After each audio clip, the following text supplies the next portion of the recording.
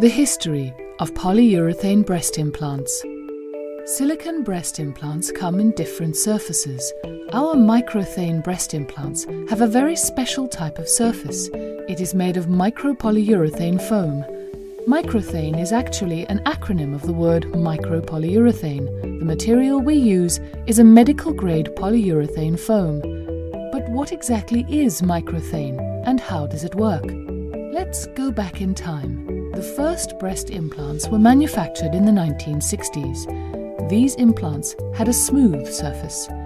From early on, smooth implants quite frequently provoked hardening of the breast tissue around the implant. The medical term for this is capsular contracture or capsular fibrosis.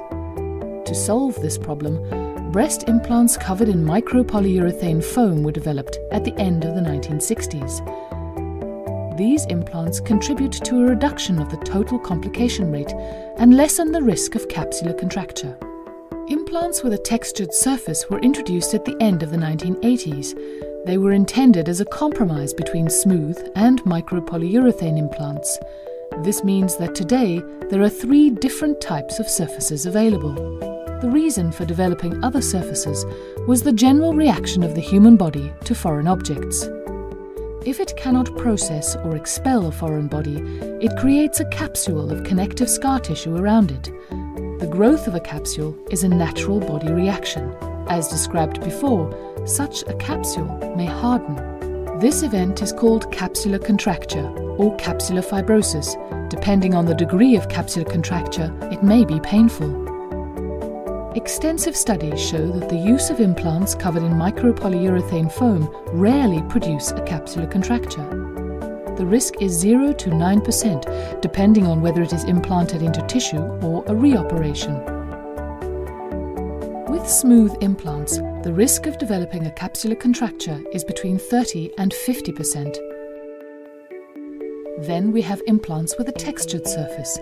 The term textured in this instance is the technical term for roughened or irregular surface. With 15 to 30%, they clearly produce less capsular contracture than smooth implants.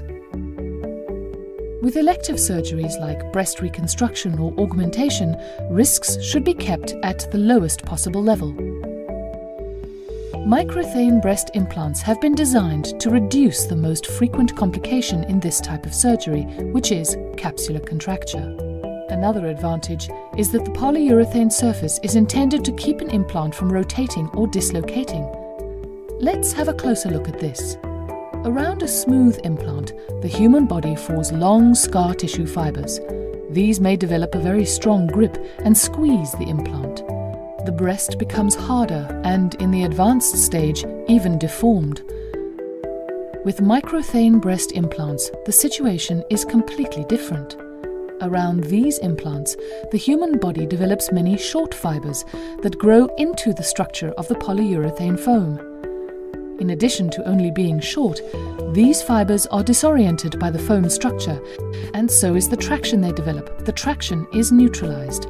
The implant will keep its original shape and can actively heal into the tissue. This also locks the implant in place, and so it will remain exactly in the position the surgeon chooses during the surgery. Our microthane breast implants have many benefits. They provide better protection against capsular fibrosis. They are exchanged less frequently. As a rule, they will not rotate. A microthane breast implant stays where the surgeon positions it. With microthane breast implants, the total complication rate is clearly lower than with implants of other surfaces. To conclude, it is important to note, in Europe, we are the only manufacturer of breast implants with microthane surface.